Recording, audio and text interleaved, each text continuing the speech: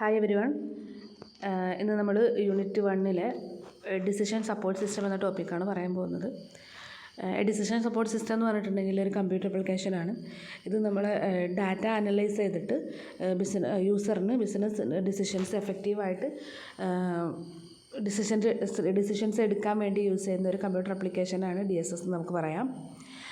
അപ്പോൾ നമ്മൾ ഇത് വർക്ക് ചെയ്യുന്ന പ്രിൻസിപ്പിൾ എന്താ വെച്ചാൽ ഡിസൈഡ്, ആക്ട്, റിവ്യൂ. ഈ ഒരു വർക്കിംഗ് പ്രിൻസിപ്പിളാണ് ഡിസിഷൻ സപ്പോർട്ട് സിസ്റ്റത്തിൽ യൂസ് ചെയ്യുന്നത്. നമ്മൾ ഡിസിഷൻ സപ്പോർട്ട് സിസ്റ്റം വർക്ക് ചെയ്യുന്നത് എങ്ങനെയാണെന്ന് വെച്ചാൽ എന്താണ് ഇൻപുട്ട് ട്രെയിനിങ് ഇൻപുട്ടായിട്ട് ട്രെയിനിങ് കൊടുത്തിട്ട് ഔട്ട്പുട്ടായിട്ട് ടാർഗറ്റ് ലൈക്ക് ഡിസിഷൻ റിപ്പോർട്ട്സ് ഒക്കെ കിട്ടുന്ന ഒരു വർക്കിംഗ് മെത്തേഡാണ് നമ്മുടെ DSSൽ യൂസ് ചെയ്യുന്നത്. നമുക്ക് different types of DSS available ആണ്. Communication driven, data driven, document driven, knowledge driven and model driven decision support systems നമുക്ക് ഉണ്ട്. Different types of decision support systems. Okay, നമ്മൾ basic working of a DSS എന്ന് പറഞ്ഞിട്ടുണ്ടെങ്കിൽ അതിലടങ്ങിയിട്ടുള്ളത് എന്തൊക്കെയാണെന്ന് വെച്ചാൽ creating information and models. ആദ്യം ഇൻഫർമേഷൻസും മോഡൽസും create ചെയ്യുക, എന്നിട്ട് കറണ്ട് സിറ്റുവേഷൻ എക്സാമ്പിൾസൊക്കെ ഒബ്സർവ് ചെയ്തിട്ട് ആ ഒരു സിറ്റുവേഷനെ ഇലോബറേറ്റ് ചെയ്യുക. അതുപോലെ എന്താ പറയുക, ഡാറ്റ അനാലിസിസിന് ഫൈനലായിട്ടുള്ള ഡാറ്റ അനാലിസിസിന് ആവശ്യമായിട്ടുള്ള ഡൊമൈൻ ഇൻ്റലിജൻസ് വേണ്ടിയിട്ട് നോളജ് പ്രോസസ്സ് ചെയ്യുക എന്നുള്ള 3 കാര്യങ്ങളാണ് നമ്മുടെ ഡിസിഷൻ സപ്പോർട്ട് സിസ്റ്റത്തിൻ്റെ ബേസിക് വർക്കിംഗ് എന്ന് പറയുന്നത്. ഓക്കെ,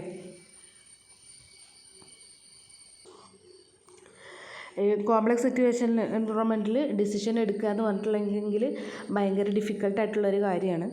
അപ്പോൾ എന്താ പറയുക, ഡിസിഷൻ മേക്കേഴ്സ് യൂസ് ചെയ്യുന്ന ഒരു അപ്രോച്ച് എന്ന് പറയുന്നത് factual learning and decision making ആണ്. ഈ അപ്രോച്ച് ഭയങ്കര അണ്ടർസ്റ്റാൻഡ് ചെയ്യാൻ ഭയങ്കര സിമ്പിളൊന്നുമല്ല, കുറച്ച് ഡിഫിക്കൽട്ടാണ്. പക്ഷേ ഇതിൽ നിന്ന് കിട്ടുന്ന ഔട്ട്പുട്ട് എന്താ പറയുക, ഇതിൻ്റെ ക്വാളിറ്റി, ഡിസിഷൻ മേക്കിങ്ങിൻ്റെ ക്വാളിറ്റി എന്ന് പറയുന്നത് ഭയങ്കര ക്വാളിറ്റി, നല്ല ഹൈ ക്വാളിറ്റിയുള്ള ഡിസിഷൻ ആയിരിക്കും നമുക്ക് ഇതിൽ നിന്ന് എടുക്കാൻ വേണ്ടി പറ്റുക. അപ്പോൾ ട്രഡീഷണൽ അപ്രോച്ചിനെ നോക്കുകയാണെങ്കിൽ, കമ്പയർ ചെയ്യുകയാണെങ്കിൽ ഭയങ്കര എഫിഷ്യൻ്റായിട്ട് ഡിസിഷൻ മേക്കിംഗ് എടുക്കാനുള്ള ഒരു എന്താ പറയുക, ഡിസിഷൻ മേക്കിംഗ് എടുക്കാൻ വേണ്ടി പറ്റും നമുക്ക് ഈ ഒരു അപ്രോച്ച് യൂസ് ചെയ്തിട്ട്, factual learning and decision making എന്ന ഒരു അപ്രോച്ച് യൂസ് ചെയ്തിട്ട്. അതുപോലെ നമുക്ക് അനലൈസ് ചെയ്യാനുള്ള ഡാറ്റ എന്ന് പറയുന്നത്, ഡാറ്റേൻ്റെ ഒരു എമൗണ്ട് എന്ന് പറയുന്നത് ഇൻക്രീസ് ചെയ്തുകൊണ്ടിരിക്കുകയാണ്. ഇപ്പോൾ May 2018 Forbes by Bernard Marr, അതിൻ്റെ ഫോർബസ് ആർട്ടിക്കിളിൽ പറയുന്നത് എന്താ വെച്ചാൽ, ദിനം പ്രതി എവ്രി ഡേ ഇൻ്റർനെറ്റിൽ 2.5 മില്യൺ മില്യനല്ല 2.5 quintillion bytes of data every day ഇൻ്റർനെറ്റിൽ ക്രിയേറ്റ് ചെയ്യുന്നുണ്ട്. അപ്പോൾ ഒരു എന്താ പറയുക,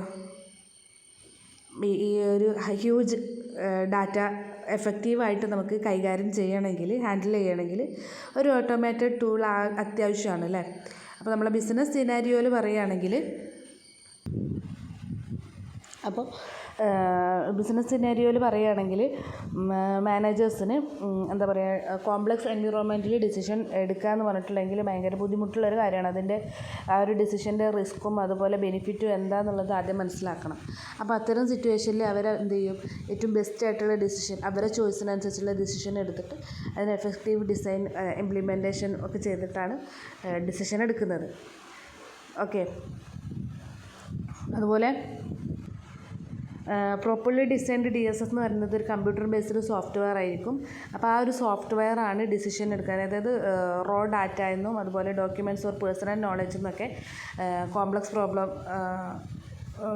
പ്രോബ്ലത്തിൻ്റെ ബേസിൽ ക്രിയേറ്റ് ചെയ്തിട്ടുള്ള പേഴ്സണൽ നോളജ് അതുപോലെ റോ ഡാറ്റ എന്നൊക്കെ നമുക്ക് ഡിസിഷൻ എടുക്കാൻ വേണ്ടിയിട്ട് യൂസ് ചെയ്യുന്ന ഒരു സോഫ്റ്റ്വെയർ ആയിട്ടാണ് പ്രോപ്പർലി ഡിസൈൻഡ് DSS ഉണ്ടാവുക. അതിലെന്തൊക്കെയാണ് ഉണ്ടാവുക വെച്ചാൽ, managers and staff specialities, staff assistance, expert tool user, business analyst and DSS facilitators, ഇത്രയും കാര്യങ്ങളുണ്ടാവും. അപ്പോൾ DSSൻ്റെ മേജർ ഫങ്ഷനാലിറ്റീസ് എന്തൊക്കെയാണെന്നുള്ളത് സമ്മറൈസ് അത് പറയുകയാണെങ്കിൽ, provide support to managers, individuals or groups, controlling and managing the decision making process, support to individual, group or interdependent decisions, adaptive and user-friendly interfaces, support of decision making in structured or semi-structured situations. Traditional വേസിലുള്ള data analysis ഒരുപാട് drawbacks ഉണ്ടായിരുന്നു. അതായത് less efficiency, scope of manual error, അതുപോലെ എന്താ പറയുക testing over head, ഇതുപോലുള്ള ഒരുപാട് എന്തുണ്ടായിരുന്നു drawbacks ഉണ്ടായിരുന്നു. അപ്പോൾ ഇതൊക്കെ ഓവർകം ചെയ്യാൻ വേണ്ടിയിട്ട് ആണ് ഡിസിഷൻ സപ്പോർട്ട് ടൂൾസ് അവൈലബിൾസ് ആണ്. ഇതൊക്കെ ഓവർകം ചെയ്യാൻ വേണ്ടിയിട്ട് ഈ ഒരു ടൂൾ എന്ന് പറയുന്നത് എന്താ പറയുക ഡിസിഷൻ മാനേജ്മെൻറ്റിനും അതുപോലെ ഇമ്പോർട്ടൻ്റ് ആസ്പെക്ട്സിൻ്റെ ഒരു വിഷ്വലൈസേഷനും ഡിസിഷൻ എടുക്കുന്നതിന് മുന്നേ നമുക്കുള്ള അതിനെക്കുറിച്ചുള്ളൊരു കാഴ്ചപ്പാട് അതിനും അതുപോലെ അത് മാനേജ് ചെയ്യാനുള്ളൊരു എന്താ പറയുക നമുക്കൊരു മാനേജ് ചെയ്യാനുള്ളൊരു ഇതും എന്താ പറയുക ഈസിയാണ് നമ്മുടെ ഈ ഒരു ടൂൾ യൂസ് ചെയ്യുകയാണെങ്കിൽ. അങ്ങനത്തെ one of the popular tool എന്ന് പറയുന്നത് DSS ജനറേറ്ററാണ്. ഇത് എന്ന് പറയുന്നത് ഒരു ഹാർഡ്വെയർ ആൻഡ് സോഫ്റ്റ്വെയർ സ്പെഷ്യലൈസ്ഡ് പാക്കേജാണ്. പിന്നെ ഫങ്ഷനാലിറ്റി ഈസി ആയിട്ട് നമ്മൾക്ക് DSSനെ മോഡുലേറ്റ് ചെയ്യാൻ വേണ്ടി പറ്റും എന്നുള്ളതാണ് ഈ ഒരു DSS ജനറേറ്ററിൻ്റെ ഫങ്ഷനാലിറ്റി എന്ന് പറയുന്നത്. അതുപോലെ ഇത് ഭയങ്കര അഡാപ്റ്റീവാണ്, ഫ്ലെക്സിബിളാണ്. അത് wide spectrum of specific DSS develop ചെയ്യാനുള്ളൊരു പെർമിറ്റ്സും നമുക്ക് എന്ത് തരും, ഈ ഒരു DSS ജനറേറ്റർ തരും എന്നുള്ളതാണ് DSS ജനറേറ്ററിൻ്റെ പ്രത്യേകത എന്ന് പറയുന്നത്. ഓക്കെ, നെക്സ്റ്റ് ടോപ്പിക് വരുന്നത് ERP ആണ്, enterprise resource planning. Enterprise resource planning എന്ന് പറയുന്നത് ഒരു പ്ലാനിങ് സിസ്റ്റമാണ്. ഇത് നമ്മുടെ MRP മെറ്റീരിയൽ റിസോഴ്സ് പ്ലാനിങ് 2 എന്ന ഒരു പ്ലാനിങ് സിസ്റ്റത്തിൽ നിന്ന് ഡിറൈവ് ചെയ്തിട്ടുള്ള ഒരു പ്ലാനിങ് സിസ്റ്റമാണ് ERP എന്ന് പറയുന്നത്. ഇതെന്താ പ്രൊവൈഡ് ചെയ്യുക, ERP എന്താ പ്രൊവൈഡ് ചെയ്യുന്നത് വെച്ചാൽ, അതുപോലെ ലാനും വാനും ഇൻ്റർനെറ്റൊക്കെ യൂസ് ചെയ്തിട്ട് നെറ്റ്വർക്ക്സൊക്കെ യൂസ് ചെയ്തിട്ട് നമ്മളെ വെൻഡർ അതുപോലെ കസ്റ്റമറിൻ്റെ ഇടയിലുള്ള ഇൻഫർമേഷൻ ഇൻ്റഗ്രേറ്റ് ചെയ്യുക എന്നുള്ള ഒരു എയിമോട് കൂടിയിട്ട് ഇറക്കിയിട്ടുള്ളൊരു പ്ലാനിങ് സിസ്റ്റമാണ് ERP എന്ന് പറയുന്നത്. ഈ MRP 2 എന്ന് പറയുന്നത് MRP സിസ്റ്റത്തിൽ നിന്ന് ഡിറൈവ് ചെയ്ത ഒരു പ്ലാനിങ് സിസ്റ്റമാണ്. ഈ MRP എന്ന് പറയുന്നത് ഒരു ടെക്നിക്കാണ്. ആ ടെക്നിക്ക് എന്താ പറയുന്നത് വെച്ചാൽ MSP അതായത് MPS മാസ്റ്റർ പ്രൊഡക്ഷൻ ഷെഡ്യൂളിൽ നിന്ന് ഒബ്റ്റെയിൻ ചെയ്തിട്ടുള്ള പ്രൊഡക്ട്സിൻ്റെ ഡിമാൻഡ്സ് എക്സ്പ്ലോർ ചെയ്യാനുള്ള ഒരു ടെക്നിക്കാണ് എന്താ പറയുക നമ്മുടെ MRP എന്ന് പറയുന്നത്. അപ്പോൾ ഈ MRP ഒരു എന്താ പറയുക ഒരു ഗിവൺ പ്രൊഡക്റ്റ് സ്ട്രക്ചറിന് വേണ്ടിയിട്ടാണ് യൂസ് ചെയ്യുന്നൊരു ടെക്നിക്കാണ്. അപ്പോൾ ഈ ഒരു പ്രൊഡക്റ്റ് സ്ട്രക്ചർ അത് എവിടെ നിന്നാണ് കിട്ടുക വെച്ചാൽ ബിൽ ഓഫ് മെറ്റീരിയലിൽ നിന്ന് കിട്ടുന്ന ആ ഒരു പ്രൊഡക്റ്റ് സ്ട്രക്ചർ പരിശോധിച്ചിട്ട് അത് അതിൻ്റെ ഇൻവെൻട്രിയും അതുപോലെ പ്ലാനിങ് ഓർഡേഴ്സ് കൺസിഡർ ചെയ്തിട്ട് പ്ലാനിങ് ഓർഡർ എടുക്കുക എന്നുള്ളതാണ് MRP ചെയ്യുന്നത്. അപ്പോൾ MRP 2ക്കും അതുപോലെ MRPക്കും ഒരുപാട് ഡ്രോബാക്സ് ഉണ്ട്. നല്ല കാര്യങ്ങൾ ഒരുപാടുണ്ട്, എന്നാലും അതിന് കുറച്ച് ഡ്രോബാക്സും കൂടെ ഉണ്ട്. അതായത് ineffective integration of multiple functional areas to share resources. Multiple functional ഏരിയാസിൽ റിസോഴ്സസ് ഷെയർ ചെയ്യാൻ വേണ്ടിയിട്ടുള്ള ആവശ്യമില്ലാത്ത ഇൻ്റഗ്രേഷൻ എന്താ പറയുക അതിൻ്റെ ഒരു ഡ്രോബാക്കാണ്. In application each transaction is treated separately. എന്താ പറയുക ഓരോ ട്രാൻസാക്ഷനും സെപ്പറേറ്റ് ആയിട്ട് അത് ട്രീറ്റ് ചെയ്യുക. അതുപോലെ no generic functionality is provided. Specific function cater to specific application. ഓരോ ആപ്ലിക്കേഷനും സ്പെസിഫിക് ആയിട്ടുള്ള ഫങ്ഷൻസാണ് ക്രിയേറ്റ് ചെയ്യുന്നത്. എന്താ പറയുക നമ്മളെ ജനറൽ ആയിട്ടുള്ള ഒരു എന്തില്ല ഫങ്ഷനാലിറ്റി ഈ ഒരു MRPക്ക് ഇല്ല എന്നുള്ളൊരു ഇതിൻ്റെ എന്താണ് വലിയൊരു ഡ്രോബാക്ക് ആയിട്ടാണ് പറയുന്നത്.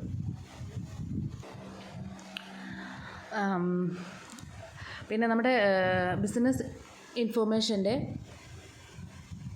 ഒരു എന്താ പറയുക ബിസിനസ് എൻവിറോൺമെൻറ്റിൻ്റെ ഓവറോൾ ഗ്രോത്തിന് വേണ്ടിയിട്ട് ഒരുപാട് ഇൻഡസ്ട്രിയൽ എന്താ പറയുക ഇൻഡസ്ട്രി ഡിമാൻഡ്സ് നമുക്ക് മനസ്സിലാക്കേണ്ടതുണ്ട്.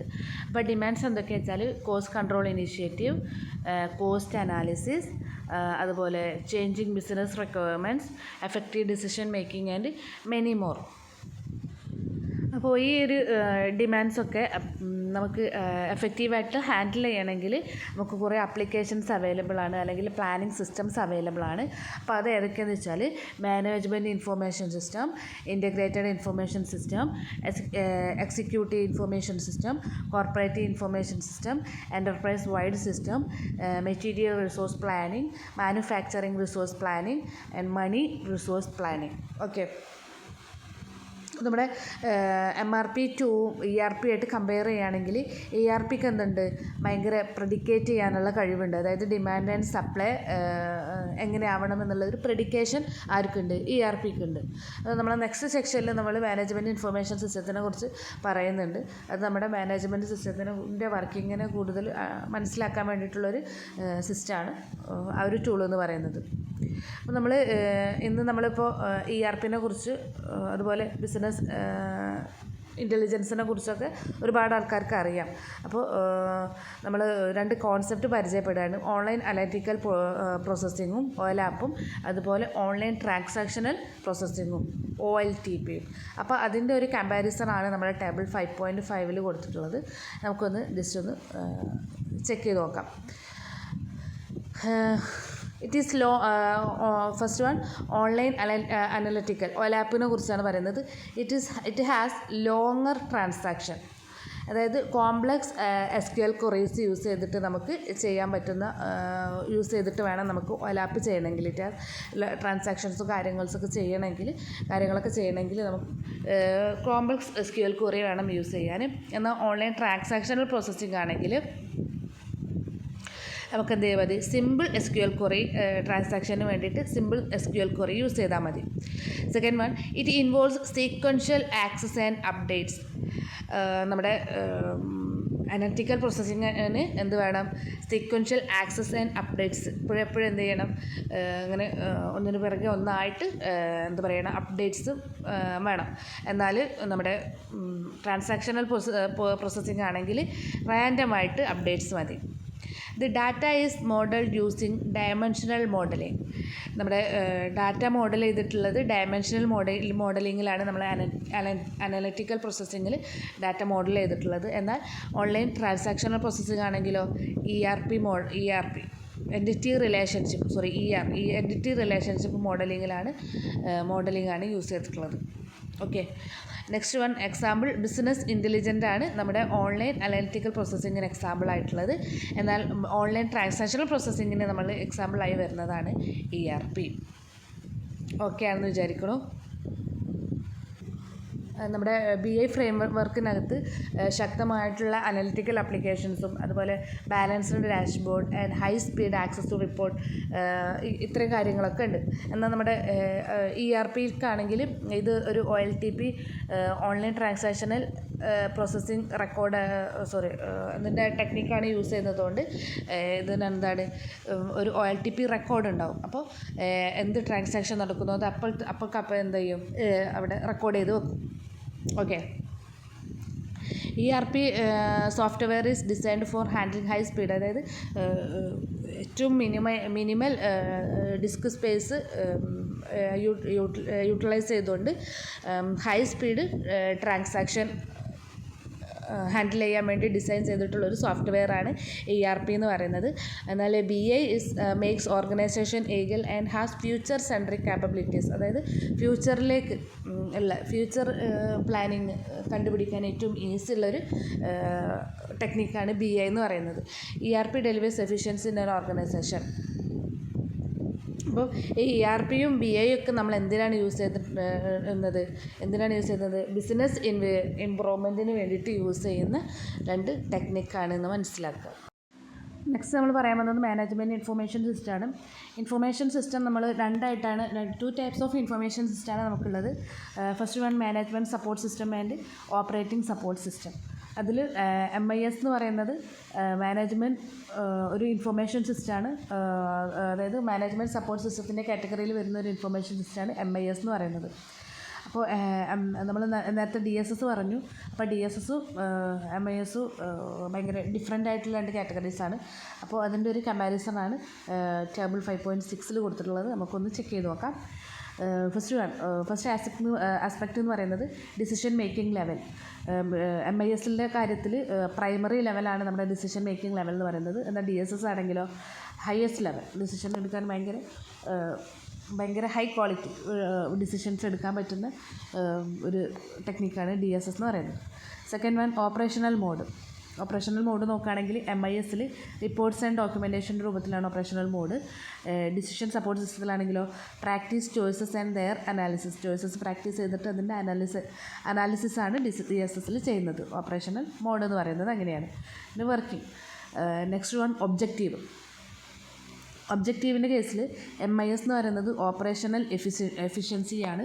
എന്നാൽ DSSലോ effective decision making for the കമ്പനിക്ക് വേണ്ടിയിട്ടുള്ള എഫക്റ്റീവ് ഡിസിഷൻസ് എടുക്കാൻ വേണ്ടിയുള്ളതാണ് DSS എന്ന് പറയുന്നത്.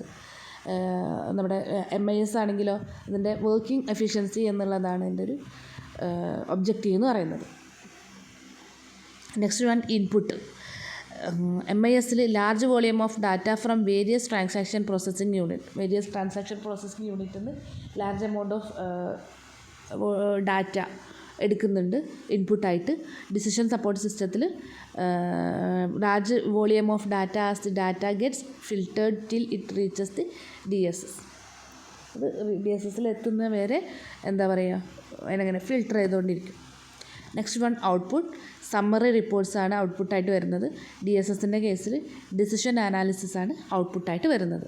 ഓക്കെ, അപ്പോൾ നമ്മുടെ MISൻ്റെ എക്സാമ്പിൾസ് എന്ന് പറയുന്നതെങ്കിൽ ബാങ്ക് മാനേജ്മെൻറ്റ് സിസ്റ്റം, അതുപോലെ railway management system, inventory management system ഒക്കെയാണ് നമ്മുടെ MISൻ്റെ എക്സാമ്പിൾസ് എന്ന് പറഞ്ഞാൽ. ഇനി നമ്മുടെ MISൽ ഏതൊരു MIS ആണെങ്കിലും അതൊരു ഏറ്റവും ഇമ്പോർട്ടൻസ് കൊടുക്കുന്നത് എന്തിനാ വെച്ചാൽ ആ ഒരു കോർപ്പറേഷനിൽ വർക്ക് ചെയ്യുന്ന എംപ്ലോയീസിന്, അല്ലെങ്കിൽ നമുക്ക് മാനേജേഴ്സ് എന്ന് പറയാം, ആ ഒരു അവർ തമ്മിലുള്ള കമ്മ്യൂണിക്കേഷൻ എഫക്റ്റീവ് കമ്മ്യൂണിക്കേഷന് വേണ്ടിയിട്ട് ഒരു റിപ്പോർട്ട് ജനറേറ്റ് ചെയ്യുക എന്നുള്ളതിലാണ് ഇമ്പോർട്ടൻ്റ് ആയിട്ടുള്ളൊരു എയിം എന്ന് പറയുന്നത് MISൻ്റെ. അപ്പോൾ MISന് ഒരുപാട് ഗുണങ്ങളുണ്ടെങ്കിലും അതുപോലെ ഒരുപാട് ലിമിറ്റേഷൻസും ഉണ്ട്. അപ്പോൾ നമ്മൾ വേരിയസ് ഡിപ്പെൻഡൻ്റ് ആൻഡ് ഇൻഡിപെൻഡൻറ്റ് ഫാക്ടേഴ്സിൻ്റെ റിലേഷൻഷിപ്പ് മനസ്സിലാക്കാൻ വേണ്ടിയിട്ട് ചില ഏരിയകളുണ്ട് മനസ്സിലാക്കാൻ വേണ്ടിയിട്ടുള്ള. അപ്പോൾ ആ മേഖലകൾ ഏതൊക്കെയാണെന്ന് വെച്ചാൽ maintenance, cost, client relationship, usage of various modules, customer needs, ignorant to special needs of organisation.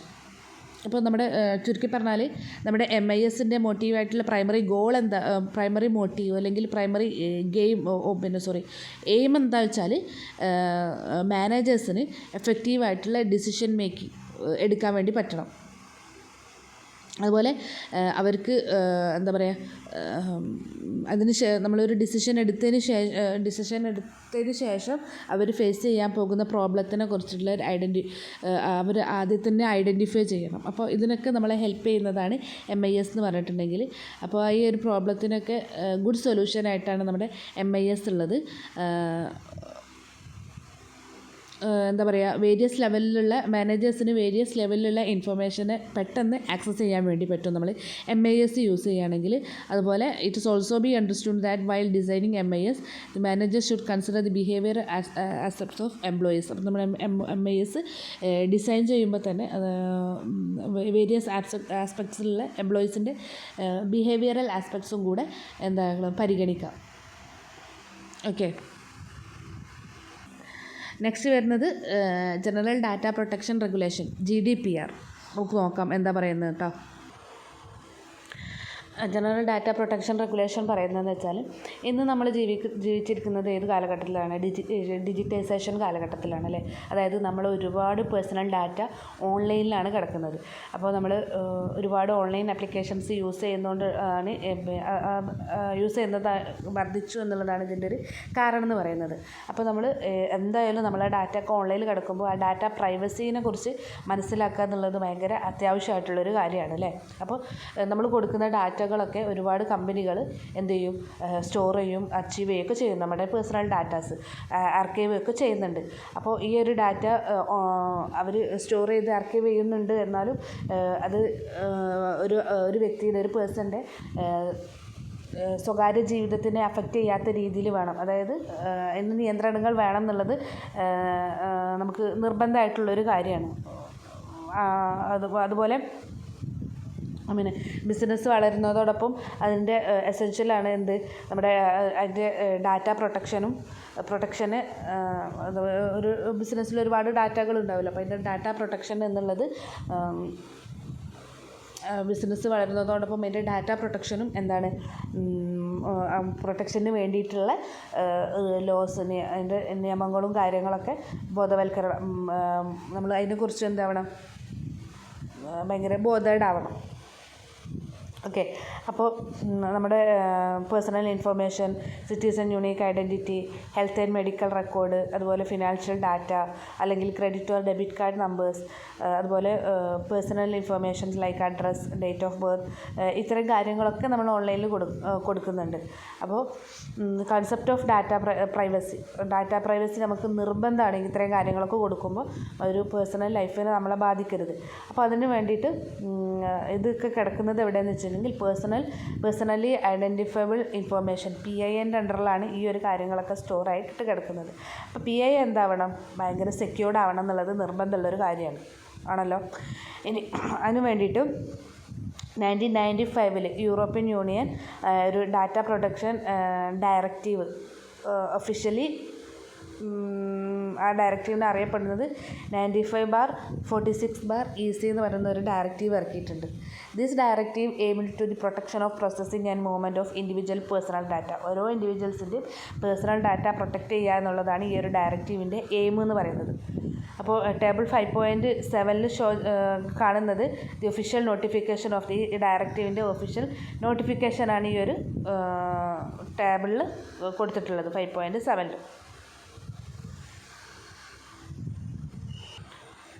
അപ്പോൾ ഈ ഒരു ഡയറക്റ്റീവ് ഇതിനെ മറികടന്നുകൊണ്ട് വേറൊരു എന്താ പറയുക, ഒരുപാട് അഡ്വാൻറ്റേജസ് ഉണ്ടെങ്കിലും ഇതിനെ മറികടന്നുകൊണ്ട് ഒരു റൂളും കൂടെ വന്നു.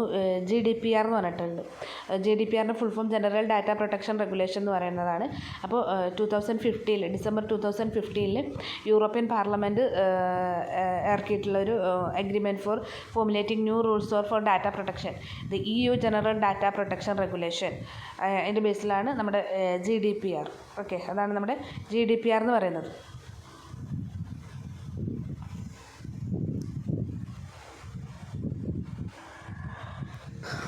അപ്പോൾ നമ്മുടെ ഈ GDPR ഓരോ വ്യക്തികളുടെ സ്വകാര്യ ജീവിതത്തിനെ ബാധിക്കാത്ത രീതിയിലുള്ള ഡാറ്റ സെക്യൂരിറ്റി, ഡാറ്റ പ്രൊട്ടക്ഷൻ കൊടുക്കുകയും അതുപോലെ ബിസിനസ് എൻവിറോൺമെൻറ്റിന് കുറച്ച് നിയമങ്ങളും കാര്യങ്ങളൊക്കെ കൊടുത്തു. അത് എന്താണ് കൃത്യമായിട്ട് ഒബേ ചെയ്യുന്ന രീതിയിൽ, അത് നിർബന്ധമാക്കുന്ന രീതിയിൽ അവർക്കും, അതായത് നമ്മുടെ പേഴ്സണൽ ഇൻഫർമേഷൻസ് കൊടുക്കുമ്പോൾ എന്താ പറയുക, അത് ഒരിക്കലും എന്താവരുത്, ഒരു അൺസെക്യൂർഡ് ആവരുത് എന്നുള്ള രീതിയിലുള്ള ലോസും കാര്യങ്ങളൊക്കെ GDPR ഇറക്കിയിട്ടുണ്ട്.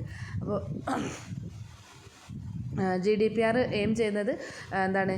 Phasing out DPD at various levels of security like change in requirement data പ്രൊട്ടക്ഷന് ആവശ്യമായിട്ടുള്ള എന്താ പറയുക റിക്വയർമെൻറ്റ്സിൻ്റെ ചേഞ്ച് ചെയ്തു. അതുപോലെ evidence scope, its enforcement and non compliance to penalties. അതായത് എന്താ പറയുക, അതിൻ്റെ പ്രവർത്തന പരിധി ഇൻക്രീസ് ചെയ്തു. അതായത് സ്കോപ്പ് ഭയങ്കര ലാർജാക്കി. അതുപോലെ എന്താ പറയുക, ഇത് നിർബന്ധമാക്കി. അനുസരിക്കൽ നിർബന്ധമാക്കി എന്നുള്ള ഒരു കാര്യങ്ങളൊക്കെയാണ് GDPR ലക്ഷ്യമിടുന്നത്. അതുപോലെ major policy difference between them, അതായത് ഇതിൻ്റെ മേജർ പോളിസി ഡിഫറൻസ് DPDൻ്റെയും അതുപോലെ GDPRൻ്റെതും അവിടെ ടേബിൾ 5.7 കൊടുത്തിട്ടുണ്ട്. നമുക്ക് നോക്കാം എന്തൊക്കെയാണെന്നുള്ളത്. Policy issue, redefining personal data. അതിൽ DPD എന്താ ചെയ്യുന്നത്? DPD incorporated privacy to data such as names, address, email, phone, citizen, unique ID. General data protection regulation ആണെങ്കിൽ apart from data including DPD, GDPR includes any information related to an individual, biometric, generic, economic, social identity. അതായത് DPDയിൽ പറയുന്നത് എന്തൊക്കെയാണ്? നമ്മുടെ address, name, അതുപോലെ phone number, email, citizen, unique ID പോലുള്ള കാര്യങ്ങളാണ്. എന്നാൽ GDPRൽ biometric, generic, economic, social identity പോലുള്ള കാര്യങ്ങളൊക്കെ കൊടുക്കുന്നുണ്ട്. Individual rights,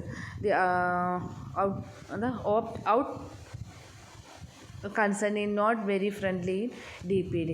GDPR empowers the people the right to access their data and the right to be forgotten, where the user can explicitly opt out for his data display. Next data controllers vs data processors. നമ്മുടെ DPDൻ്റെ കാര്യത്തിൽ only data controllers were responsible for mis handling of data. Data കൺട്രോളേഴ്സാണ് mis handling ഡാറ്റയാണ് responsible ആയിട്ടുള്ളത്. എന്നാൽ GDPRൽ data processors and data controllers are in compliance over monitoring of privacy പ്രൊട്ടക്ഷനിൽ രണ്ടുപേരും എന്തുണ്ട്? മോണിറ്റർ ചെയ്യുന്നുണ്ട്. ഗവേണൻസ് ആൻഡ് സെക്യൂരിറ്റിയിൽ ലാക്ക് ഓഫ് സ്റ്റിഫ് എൻഫോഴ്സ്മെൻ്റ് ആണ് നമ്മുടെ DPDയിലുള്ളത്. GDPR follows privacy by design and encourages organization to access the automated data processing activity. അപ്പോൾ ഇത്രയാണ് GDPRനെ കുറിച്ച് പറയാനുള്ളത്. Okay, hi every one. ഇന്ന് നമ്മൾ ഡിസ്കസ് ചെയ്യാൻ പോകുന്നത് നമ്മുടെ ബ്ലോക്ക് 2ലെ unit 6 IT security measures in ബിസിനസ്സാണ്. ഇതൊരു ഇമ്പോർട്ടൻ്റ് ആയിട്ടുള്ള ടോപ്പിക്കാണ്. നമ്മുടെ സൈബർ സെക്യൂരിറ്റിനെ കുറിച്ചാണ് ഇതിൽ പറയുന്നത്. നമുക്കറിയാം, നമ്മളെ 5th ചാപ്റ്ററിൽ ലാസ്റ്റ് നമ്മൾ പറഞ്ഞിട്ടുണ്ടായിരുന്നത് നമ്മുടെ പേഴ്സണൽ ഇൻഫോർമേഷൻസൊക്കെ ഒരു ബിസിനസ് ഓർഗനൈസേഷൻ്റെ ആവശ്യത്തിന് വേണ്ടിയിട്ട് നമ്മൾ പേഴ്സണൽ ഇൻഫർമേഷൻസൊക്കെ സൈബർ വേൾഡിലേക്ക് കൊടുക്കുമ്പോൾ അല്ലെങ്കിൽ ഓൺലൈനായിട്ട് കൊടുക്കുമ്പോൾ അത് സെക്യൂർഡ് ആണോ അല്ലോ എന്നുള്ളത് നമ്മൾ ചെക്ക് ചെയ്യണം, അല്ലേ? അത് സെക്യൂർഡ് ആണെങ്കിൽ മാത്രമേ ഒരാളുടെ പേഴ്സണൽ ഇൻഫർമേഷൻസ് നമുക്ക് അതിലേക്ക് ഷെയർ ചെയ്യാൻ വേണ്ടി പറ്റുള്ളൂ. അപ്പോൾ അതിന് വേണ്ടിയിട്ടാണ് നമ്മൾ സെക്യൂർഡ് ആക്കാൻ വേണ്ടിയിട്ടാണ് സൈബർ സെക്യൂരിറ്റി എന്നൊരു ടേം യൂസ് ചെയ്യുന്നത്. അപ്പോൾ നമ്മളൊരു പേഴ്സണൽ ഇൻഫർമേഷൻ അപ്ലോഡ് ചെയ്യുമ്പോൾ അത് ഒരു അൺഓതറൈസ്ഡ് ആക്സസ് യൂസറിൽ നിന്നും എങ്ങനെ എന്താ പറയുക, അവരെ കയ്യിലെത്താതെ എങ്ങനെ പ്രൊട്ടക്റ്റ് ചെയ്യാം. ഫോർ എക്സാമ്പിൾ, സൈബർ ക്രൈം ചെയ്യുന്ന ഒരുപാട് ആൾക്കാരുണ്ടാവും. നിങ്ങൾക്ക് കേട്ട് പരിചയമുള്ള ഒരു വേർഡായിരിക്കും ഹാക്കർ എന്ന് പറഞ്ഞിട്ടുണ്ടെങ്കിൽ. അപ്പോൾ ആ ഹാക്കറിൻ്റെ കയ്യിൽ നിന്ന് നമ്മളെ ഇൻഫർമേഷൻസ് എങ്ങനെ, ഒരു ബിസിനസ് ഓർഗനൈസേഷൻ്റെ ഇൻഫർമേഷൻസും കാര്യങ്ങളും ഒരുപാട് ഡാറ്റകളും കാര്യങ്ങളൊക്കെ ഉണ്ടാവും എന്നുള്ളത് നമ്മൾ 5th ചാപ്റ്ററിൽ പറഞ്ഞതാണ്.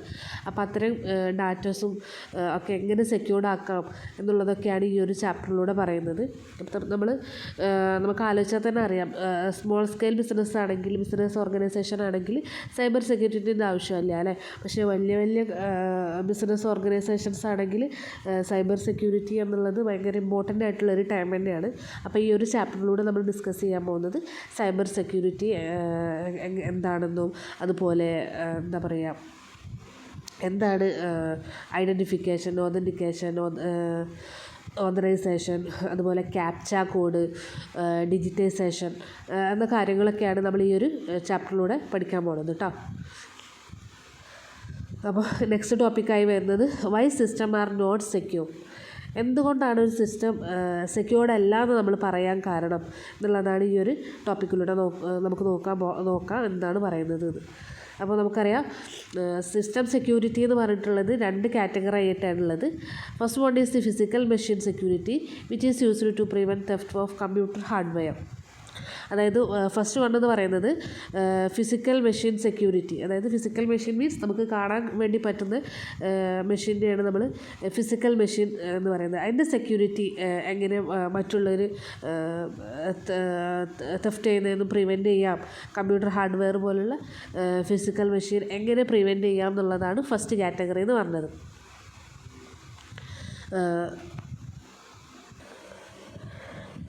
അപ്പോൾ എന്താ പറയുക, കമ്പ്യൂട്ടർ ഹാർഡ്വെയർ പോലുള്ള ഫിസിക്കൽ മെഷീനിനെ സെക്യൂർ ചെയ്യുക, പ്രൊട്ടക്റ്റ് ചെയ്യുക എന്നുള്ളതാണ് ഫസ്റ്റ് ക്ലാസിഫിക്കേഷൻ എന്ന് പറയുന്നത്, ഫസ്റ്റ് കാറ്റഗറി എന്ന് പറയുന്നത്.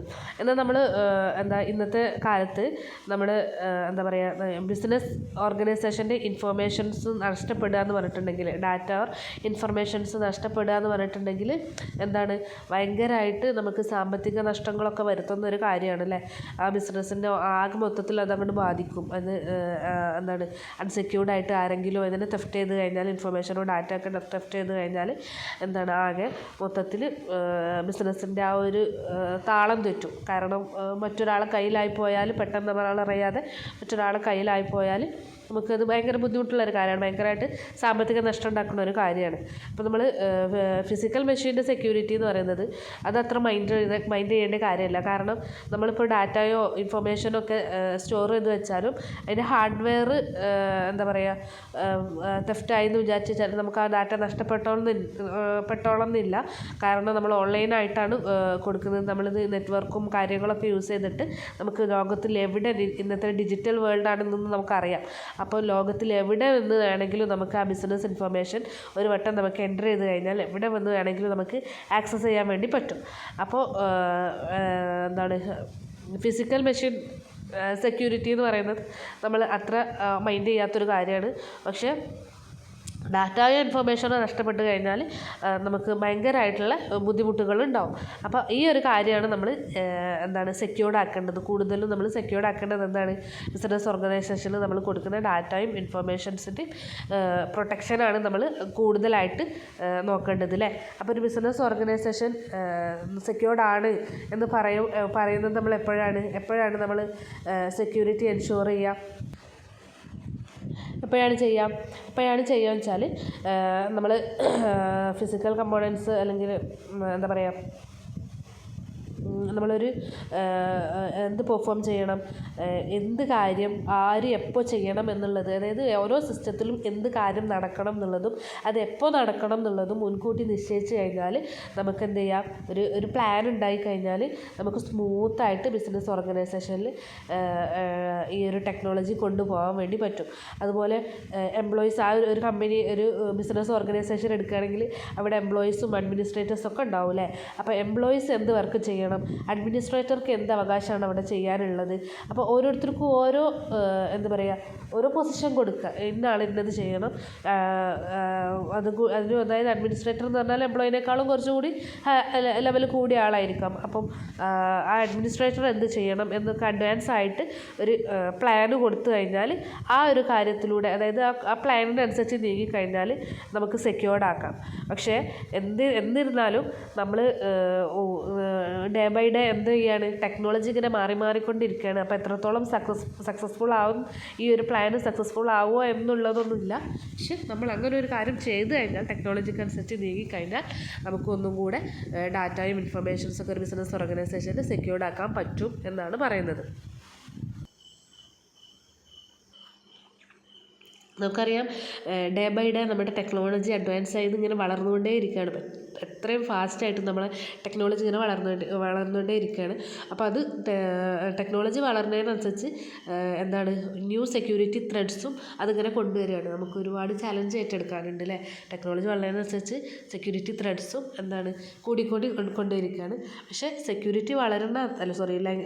ടെക്നോളജി വളരുന്ന അത്ര ഫാസ്റ്റ് അല്ല ഇതിനൊരു പരിഹാരം, സെക്യൂരിറ്റി ത്രെഡിനൊരു പരിഹാരം എന്നുള്ളത് അത്ര ഫാസ്റ്റായിട്ടല്ല ഉണ്ടാകുന്നത്. നമ്മൾക്ക് അത് ആലോചിച്ച് എന്ത് ചെയ്യാൻ പറ്റും എന്നുള്ളത് ആലോചിക്കുമ്പോഴത്തേക്ക് അടുത്ത ടെക്നോളജി ഇറങ്ങും. അതാണ് സെക്യൂരിറ്റി കൊണ്ടുള്ളൊരു, സൈബർ സെക്യൂരിറ്റിൻ്റെ ഒരു നമുക്ക് അങ്ങോട്ട് എത്തിപ്പെടാൻ പറ്റുന്നില്ല. പിന്നെ നമ്മൾ ഹാക്കർമാരൊക്കെ നമ്മൾ അടുത്തറിഞ്ഞിരിക്കണം. കാരണം നമ്മളൊരു ടെക്നോളജി, ഇപ്പോൾ ഇന്ന് ഒരു ടെക്നോളജി ഇറങ്ങിക്കഴിഞ്ഞാൽ നമ്മളെക്കാളും കൂടുതൽ ഹാക്കേഴ്സിനായിരിക്കും ഇതിനെക്കുറിച്ചുള്ളൊരു വിവരങ്ങളും കാര്യങ്ങളും വിദഗ്ധമായിട്ട് ഇതെങ്ങനെ ചെയ്യാം എന്നുള്ളത് അവർക്കായിരിക്കും അറിയുണ്ടാവുക. അപ്പോൾ അവരായിട്ടുള്ളൊരു ബന്ധം എപ്പോഴും നമ്മൾ നിലനിർത്തണം എന്നർത്ഥം. അതായത് അവർ ഏത് നിമിഷവും എന്തും ചെയ്യുമെന്നുള്ളത് നമ്മളിങ്ങനെ കാതോർത്തിരിക്കണം. അപ്പോൾ അതിനനുസരിച്ചുള്ള ഒരു പരിഹാരം നമ്മൾ ഓൾറെഡി കണ്ടെത്തണം. അപ്പോൾ നമ്മളൊരു ബിസിനസ് ഓർഗനൈസേഷനിലൊക്കെ ആണെങ്കിൽ നമ്മളെന്ത് ചെയ്യുക, ഒരു കൃത്യമായിട്ടുള്ളൊരു പ്ലാൻ ഉണ്ട്.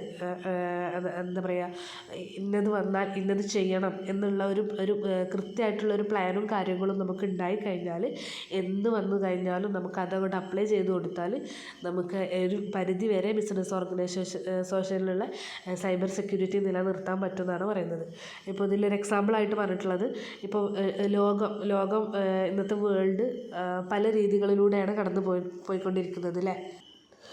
അപ്പോൾ ലോകം പല രീതിയിലാണ് കൊണ്ടിരിക്കുന്നത്. പക്ഷേ അത് നിയന്ത്രിക്കാൻ നമുക്കൊരാൾക്കും പറ്റില്ല. ലോകം അതിൻ്റേതായിട്ടുള്ള രീതിയിൽ ഇങ്ങനെ പോയിക്കൊണ്ടിരിക്കുകയാണ്.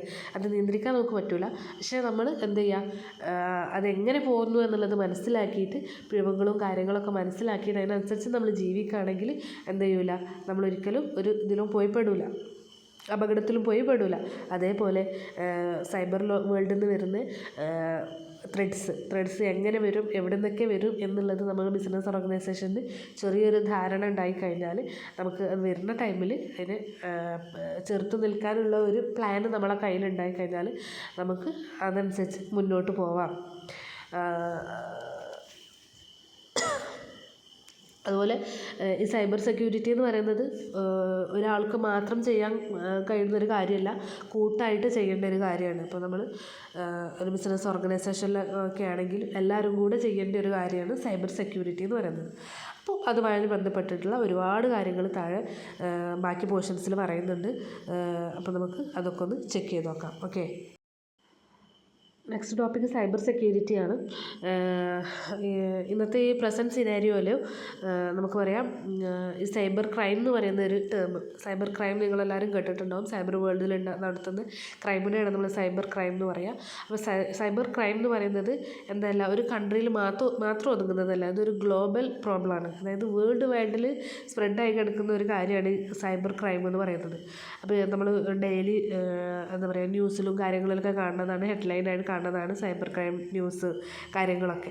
അപ്പോൾ ഈ സൈബർ ക്രൈം എവിടെ നിന്നാണ് തുടങ്ങുന്നത്, ഒരു ഇൻഡിവിജ്വലിൻ്റെ മേലിൽ നിന്ന് തുടങ്ങിയിട്ട്, അതായത് സൈബർ ക്രൈം പല വിധത്തിൽ, അതായത് ഒരാളുടെ മാത്രം മേലുള്ള സൈബർ ക്രൈം ഉണ്ട്. പിന്നെ എന്താ പറയുക, അത് തൊട്ടിട്ട് ഈവൻ എന്താ പറയുക, ഒരു വലിയ ബിസിനസ് ഓർഗനൈസേഷൻ, ബാങ്കുകൾ, അതുപോലെ ഗവൺമെൻറ് ഓർഗനൈസേഷനെതിരെയുള്ള, അതുപോലെ ബിസിനസ് ഓർഗനൈസേഷനെതിരെ, ഇൻ്റർനാഷണൽ കമ്പനീസിനെതിരെയൊക്കെ സൈബർ ക്രൈം നടക്കുന്നുണ്ട് അല്ലേ. അപ്പോൾ സൈബർ ക്രൈം എന്ന് പറഞ്ഞിട്ടുണ്ടെങ്കിൽ ടൈപ്പ് ഓഫ് ഓർഗനൈസ്ഡ് ക്രൈമാണ്. അതായത് ഒരു കമ്മിറ്റഡ്, അതായത് ഭയങ്കര സ്കില്ലും കാര്യങ്ങളൊക്കെ ഉള്ള ഒരു പറ്റം ആൾക്കാർ ഓൺലൈനായിട്ട് നടത്തുന്ന ഓർഗനൈസ്ഡ് ടൈപ്പ് ഓഫ് ക്രൈമാണ് സൈബർ ക്രൈം എന്ന് പറയുന്നത്. അപ്പോൾ സൈബർ ക്രിമിനൽസ്, അത് നടത്തുന്ന ആൾക്കാരാണ് ക്രിമിനൽസ്. നമുക്ക് ക്രൈം നടത്തുന്ന ആൾക്കാരാണ് ക്രിമിനൽസ് നമുക്കറിയാം.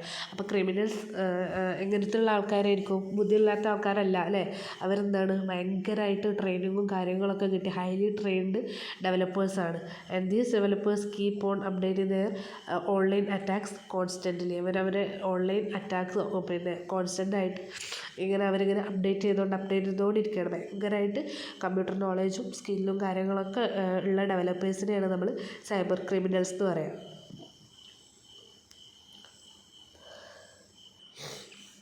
അപ്പോൾ ഇന്നത്തെ കാലത്ത് എന്താ പറയുക, സൈബർ സെക്യൂരിറ്റി എന്ന് പറയുന്നത് ഒരു ബിസിനസ് ഓർഗനൈസേഷനെ സംബന്ധിച്ചിടത്തോളം എസെൻഷ്യൽ ആയിട്ടുള്ളൊരു കാര്യമാണ്. കാരണം ഏതൊരു സൈബർ ക്രൈം വന്നാലും എല്ലാ കാര്യങ്ങളും ഓൺലൈൻ ആയതുകൊണ്ട് സൈബർ ക്രൈം വന്നു കഴിഞ്ഞാൽ അതിനെ തിരിച്ച് അറ്റാക്ക് ചെയ്യാനുള്ളൊരു എന്തില്ല, തിരിച്ച് അറ്റാക്ക് ചെയ്യാനുള്ളൊരു കഴിവ് ആർക്കില്ല, ബിസിനസ് ഓർഗനൈസേഷന് ഇന്നില്ല. അതുകൊണ്ട് സൈബർ സെക്യൂരിറ്റി എന്ന് പറയുന്നത് ബിസിനസ് ഓർഗനൈസേഷന് എസെൻഷ്യൽ ആയിട്ടുള്ളൊരു കാര്യമാണെന്ന്. അപ്പോൾ നമുക്ക് സൈബർ സെക്യൂരിറ്റി എന്ന് പറഞ്ഞാൽ എന്തെന്ന് പറയാം.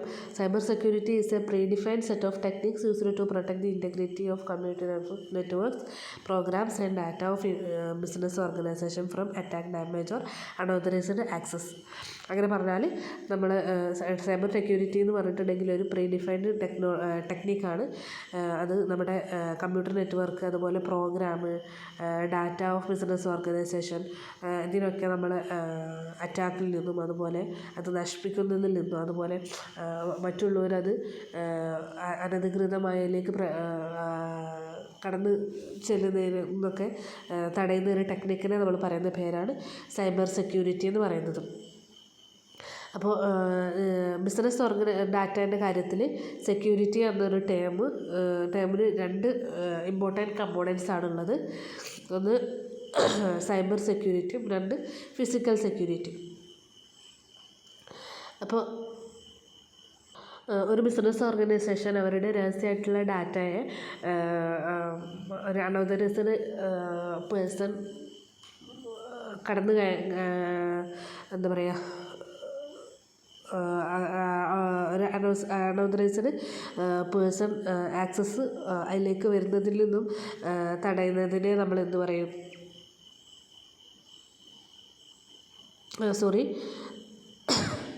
അവരുടെ ഒരു ബിസിനസ് ഓർഗനൈസേഷൻ അവരുടെ കോൺഫിഡൻഷ്യൽ ആയിട്ടുള്ള ഡാറ്റാസിനെ അൺഓതറൈസ്ഡ് ആക്സസിൽ നിന്ന് തടയുന്നതിനെ നമ്മൾ ഫിസിക്കൽ സെക്യൂരിറ്റി അല്ലെങ്കിൽ സൈബർ ത്രെട്ട് എന്നുള്ള ഫിസിക്കൽ സെക്യൂരിറ്റി ആണെന്ന് പറയും.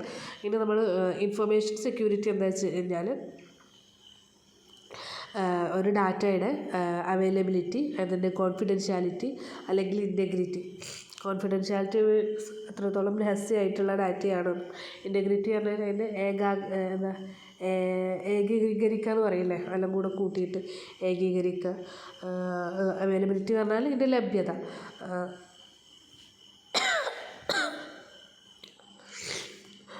ഈ 3 അതായത്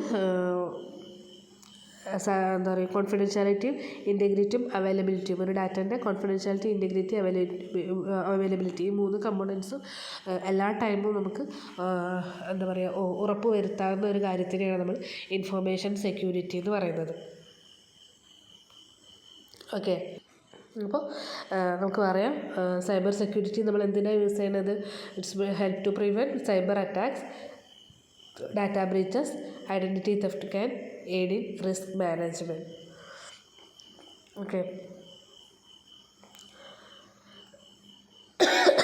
അതുപോലെ cyber security involves protecting the system from unauthorised access, unauthorised deletion and unauthorised modification from the hackers. ഒരു സിസ്റ്റത്തിനകത്ത് ഹാക്ക് ചെയ്യുമ്പോൾ നമ്മുടെ ഡാറ്റയും ഇൻഫർമേഷൻസും അൺഓതറൈസ്ഡ് ആയിട്ടുള്ള, അതായത് ഹാക്കർ എന്ന് പറഞ്ഞിട്ടുണ്ടെങ്കിൽ നമ്മളെ സമ്മതമില്ലാതെ നമ്മളിലേക്ക് വരുന്ന ഒരാളാണ്.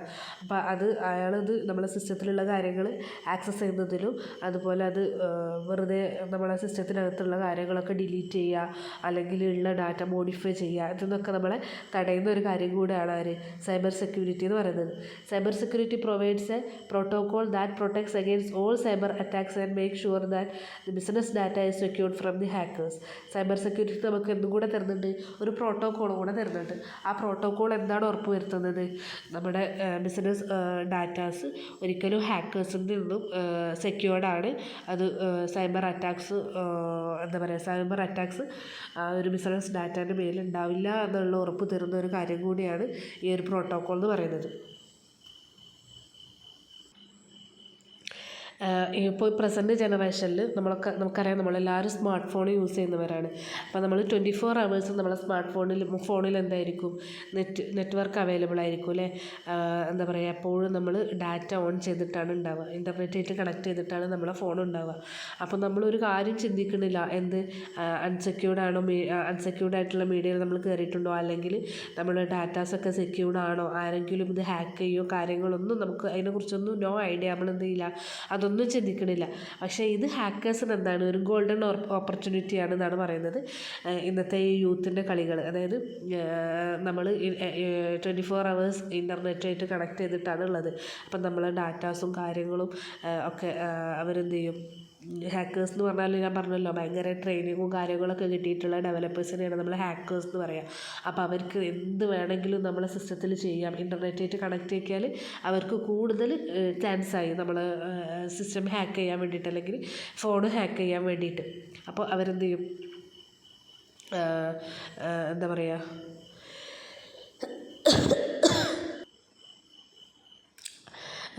ഭയങ്കര അതായത് ഹാക്ക് ചെയ്യും. ഞാൻ പറഞ്ഞല്ലോ അവർ ട്രെയിൻ ചെയ്ത ആൾക്കാരാണെന്ന്.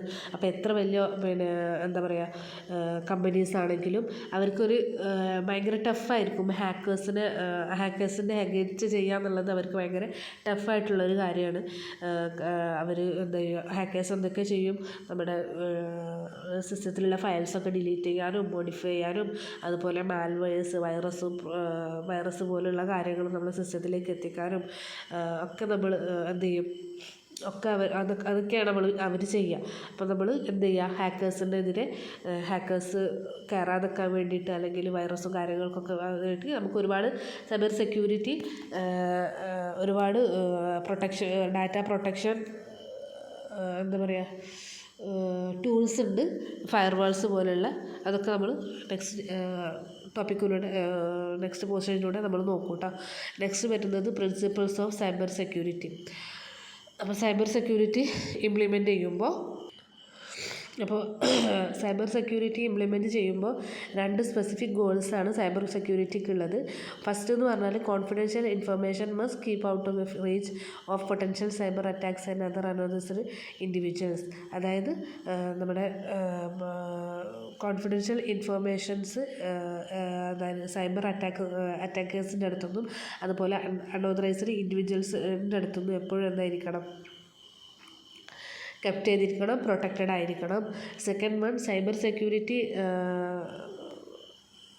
സെക്യൂരിറ്റി ലൈസൻസും കാര്യങ്ങളൊക്കെ ഉള്ള ഒരുപാട് ആൾക്കാരുണ്ടാവും. അവർക്ക് യൂസേഴ്സ് ഉണ്ടാവും, അവർക്ക് ഓതറൈസ്ഡ് ആയിട്ടുള്ള ആൾക്കാരുണ്ടാവും, അവർക്ക് അത് യൂസ് ചെയ്യാൻ വേണ്ടി പറ്റണം. ഈ 2 എയിമാണ് സൈബർ സെക്യൂരിറ്റി ഇംപ്ലിമെൻ്റ് ചെയ്യുമ്പോൾ ഉള്ളത്. അപ്പോൾ സൈബർ സെക്യൂരിറ്റിക്ക് മെയിനായിട്ട് 3 മെയിൻ പ്രിൻസിപ്പൾസ് ആണുള്ളത്: കോൺഫിഡൻഷ്യാലിറ്റി, ഇൻറ്റഗ്രിറ്റി ആൻഡ് അവൈലബിലിറ്റി. അപ്പോൾ അത് ഓരോന്നും എന്താണെന്ന് നോക്കാം കേട്ടോ.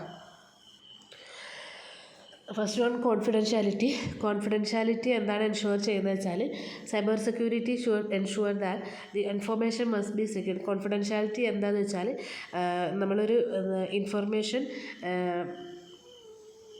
നമ്മുടെ ഇൻഫർമേഷൻ അൺഓതറൈസ്ഡ് ആക്സസിൽ നിന്നും അല്ലെങ്കിൽ യൂസേഴ്സിൽ നിന്നും എന്താണ് സെക്യൂർഡാണ്, പ്രിവെൻ്റ് എന്ന് ഉറപ്പ് വരുത്തുന്നതാണ് കോൺഫിഡൻഷ്യാലിറ്റി എന്ന് പറയുന്നത്.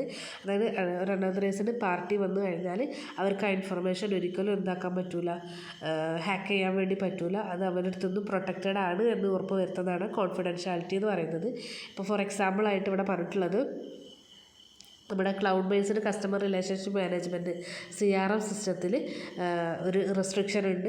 എന്താണ്, അൺഓതറൈസ്ഡ് ആയിട്ടുള്ള റൈറ്റ് യൂസർ നെയിമും പാസ്വേഡ് കോമ്പിനേഷൻ കൂടാതെ ആർക്കും അത് എന്ത് ചെയ്യാൻ പറ്റില്ല, ആക്സസ് ചെയ്യാൻ വേണ്ടി പറ്റില്ല. അപ്പോൾ കോൺഫിഡൻഷ്യാലിറ്റിക്ക് വേണ്ടിയിട്ട് ഡാറ്റ എൻക്രിപ്ഷൻ കാര്യങ്ങളൊക്കെ നമ്മൾ വാട്സാപ്പൊക്കെ നോക്കിയെടുത്ത് കഴിഞ്ഞാൽ നമുക്ക് മനസ്സിലാവും. ഡാറ്റാസൊക്കെ എന്താണ്, എൻക്രിപ്റ്റഡ് ആണ്. എൻക്രിപ്റ്റഡ് എന്ന് പറഞ്ഞിട്ടുണ്ടെങ്കിൽ അൺഓതറൈസ്ഡ് ആയിട്ടുള്ളൊരു തേർഡ് പാർട്ടി വന്നിട്ട് നമ്മളൊരു A എന്നൊരു സെൻഡറും B എന്ന് പറഞ്ഞിട്ടുള്ളൊരു റിസീവറും ഉണ്ടെന്ന് വിചാരിക്കുക. അപ്പോൾ A Bയിലേക്ക് ഒരു മെസ്സേജ് പാസ് ചെയ്യുമ്പോൾ, ഒരു ഡാറ്റ അല്ലെങ്കിൽ ഇൻഫർമേഷൻ പാസ് ചെയ്യുമ്പോൾ വഴിക്ക് വെച്ച് അൺഓതറൈസ്ഡ് ആയിട്ടുള്ള ഒരു തേർഡ് പാർട്ടി അത് ഹാക്ക് ചെയ്തെടുത്ത് കഴിഞ്ഞാലും അയാൾക്കത് യൂസ് ചെയ്യാൻ വേണ്ടി പറ്റില്ല, അയാൾക്കത് റീഡ് ചെയ്യാൻ വേണ്ടി പറ്റില്ല. കാരണം അതെന്താണ്, അത് എൻക്രിപ്റ്റഡ് ആണ്. അതൊരു കീ വെച്ചിട്ട് സെൻഡർക്കും റിസീവർക്കും മാത്രം വായിക്കാൻ പറ്റുന്ന രീതിയിലുള്ള ഒരു മെസ്സേജാണ്. ഇതൊരു കോഡ് യൂസ് ചെയ്തിട്ടാണ് എൻക്രിപ്ഷൻ ചെയ്യുക. എൻക്രിപ്ഷനും കാര്യങ്ങളൊക്കെ ചെയ്തിട്ട് അല്ലെങ്കിൽ അഡീഷണൽ ലെയർ ഓഫ് സെക്യൂരിറ്റി ഒക്കെ വെച്ചിട്ടാണ് എന്ത് ചെയ്യുക, കോൺഫിഡൻഷ്യാലിറ്റി ഉറപ്പ് വരുത്തുക. അതുപോലെ എൻക്രിപ്റ്റഡ് ആയിട്ടുള്ള ഡാറ്റ റിസീവറെ കയ്യിലെത്തുമ്പോൾ അത് പ്ലെയിൻ ടെക്സ്റ്റ് സിഫർ ടെക്സ്റ്റ് എന്നാണ് പറയുക. നമ്മൾ പ്ലെയിൻ ടെക്സ്റ്റ് എന്ന് പറഞ്ഞാൽ നമ്മളൊരു ഹായ് എന്നുള്ളത് നമ്മൾ സെൻഡ് ചെയ്ത് കഴിഞ്ഞാൽ അതിനെ എൻക്രിപ്റ്റ് ചെയ്തിട്ട് ഒരു കീ വെച്ചിട്ട് എൻക്രിപ്റ്റ് ചെയ്തിട്ട് അത് റിസീവറിൻ്റെ അടുത്തെത്തുമ്പോൾ റിസീവറിൻ്റെ അതെന്ത് ചെയ്യും, ആ കീ യൂസ് ചെയ്തിട്ട് ഇങ്ങനെ ഡീക്രിപ്റ്റ് ചെയ്തിട്ട് വീണ്ടും എന്താ പറയുക, ഹായ് എന്ന ഫോമിലേക്ക് തന്നെ മാറ്റിയിട്ട് അത് റീഡ് ചെയ്യും. അപ്പോൾ തേർഡ് പാർട്ടി അതെടുത്ത് ഹാക്ക് ചെയ്ത് യൂസ് ചെയ്ത് കഴിഞ്ഞാൽ ആ കീ ഇല്ലാതെ എന്ത് ചെയ്യാൻ പറ്റില്ല, വായിച്ചെടുക്കാൻ വേണ്ടി പറ്റില്ല. എന്താണ് ഇതിൽ ഉദ്ദേശിച്ചത് എന്ന കാര്യങ്ങളൊന്നും ഇല്ല. അപ്പം ഇതൊക്കെ കോൺഫിഡൻഷ്യാലിറ്റി ഉറപ്പ് വരുത്താൻ വേണ്ടിയിട്ടാണ് എൻക്രിപ്ഷനും ഡീക്രിപ്ഷനൊക്കെ നമ്മൾ യൂസ് ചെയ്യുന്നത്. സെക്കൻഡ് പ്രിൻസിപ്പിളാണ് ഇൻറ്റഗ്രിറ്റി എന്ന് പറയുന്നത്.